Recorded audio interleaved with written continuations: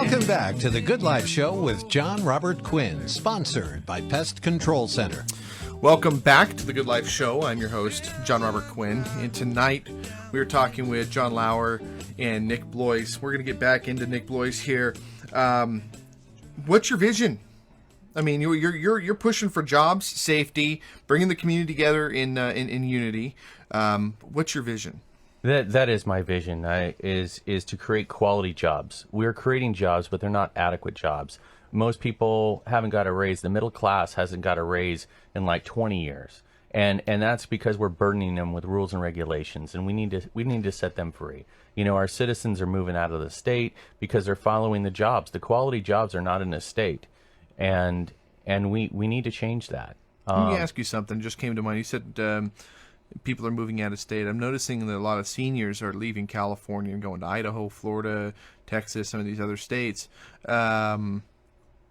because of just how hard it is for them to do things. I'm assuming you're talking about them as well. Well, I mean, let's take a look at what the legislature did. I mean, I'm all for folks making a living wage, but senior citizens, you know, are not part. They were excluded from the minimum wage increase. It's going to go from $10 to $15, and how are the senior citizens going to increase? Their cost of living has been zero, based on the CPI, and so it's getting harder for seniors to live here, and that's just wrong. It's very wrong. Yeah, people don't think when they write laws. There's a lot of folks that are calling on a part-time legislature. Are they writing it out of selfishness, or are they actually thinking about the people? Well, I'm gonna be honest. I mean, labor unions get a commission on the total amount of money a person makes. And so when the minimum wage goes up, total wages go up, and therefore if you get 1% of their wages as union dues, then your overall union dues have gone up. So you're looking at that, and then as for the state, there's also tax increases. Taxes go up. So in that sense, that's what's going on. And I don't think people think of the ramifications of things. I mean, one thing I learned when I got my minor in economics is when you try to control price, it messes up the economy. We tried that in the early 70s with gas, and the gas prices went up like crazy. We stopped that, and boom, the market decided, and the gas prices came down. And I think with us fooling around with the minimum wage, I think that actually inhibits the free market and prevents the quality jobs, where opportunity there for $25-$30 an hour has just left the state because you've priced out business.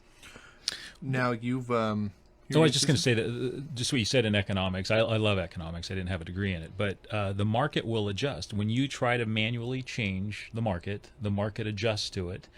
So if you raise the minimum wages too much, then they start looking for ways to automate and removing people from the equation altogether. And that did not help wages at all. Maybe it's increased another industry that's building components, but it has not helped people with jobs. The market's going to react when you make a change that affects the market. Wow. Yeah, take a look at what was it, Blockbuster and Hollywood Video. Oh yeah, yeah. Of course. How many jobs did we lose to that little kiosk called Redbox? Yep. Yeah. Well, no, the same thing's happening now with fast food. I mean, they're already starting to put kiosks in fast food restaurants, and just you order what you want, and the people in back are going to make it, or the machines will make it. It's just everything's going to be controlled by robots eventually. You've got a couple of tough subjects here. We're talking about freedom of religion. You want to get into the Second Amendment, which I think is something that we need to talk about, parental rights, and then, of course, our roads. What are some of your thoughts on these different areas? Well, one thing I want to bring up real quickly on roads is back in the 2008 timeframe, we passed something called Prop 42, which gave money directly to the counties for roads.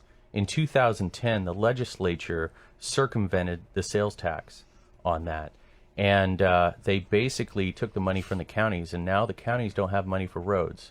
One of the things that I would do day one is submit legislation to reverse what's called the gas tax swap.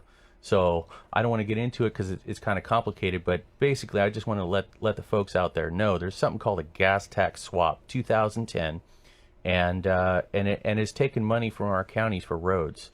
And one of the folks that are really impacted by these potholes in roads are the motorcyclists. Oh, yeah. When you only have two wheels and you hit a pothole, that's pretty serious. That's just life ending. It is. So that's really important there. As for the Second Amendment, the legislature ramrodded through. They gutted 10 bills in the state Senate and ramrodded through 10 bills during the last part of the session. And that's ridiculous. I mean, it's what part of the U.S. Constitution do you not understand? The right to keep and bear arms shall not be infringed. Not simple infringed. as that. It's very simple. Very, very simple. And especially in the day and age that we live in today, it's just one of those things where we need to feel safe and protected. And unfortunately, I mean, I live in the high-rise across the street from the Capitol building. There are times where I don't feel safe. And I feel like that I have to have a gun, or I have to have something that I can protect myself with. And there shouldn't be any restrictions on the ability for me to protect myself, especially with my profession and where I live and the whole thing. There should just be no restrictions. The ones who are out committing the crimes are not the ones that are going to be ones that are punished, essentially.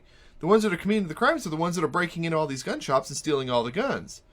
But the ones who are going to be punished are the ones that are abiding by the gun laws and actually the ones that are trying to protect themselves and their families. Right. Law-abiding citizens are not the problem. It's the criminals. Get into freedom of religion real quick.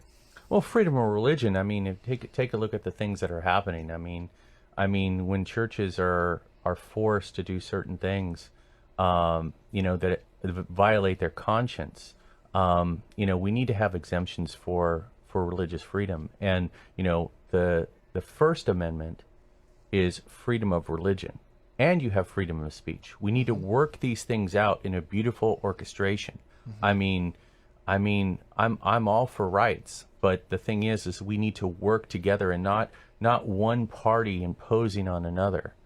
And right now this election is very crucial for the state of California. There's only 2 assembly seats.